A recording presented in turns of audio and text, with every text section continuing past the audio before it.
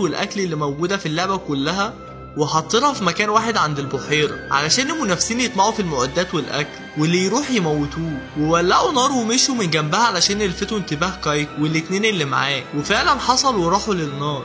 بس كاتنس لاحظت ان في متفجرات عند الاكل والمعدات فخلت التفاح يقع علشان يفجر كل حاجه، وفي واحد من اللي مع كايتو هاجمهم بس هي موتته بالسهم بسرعه.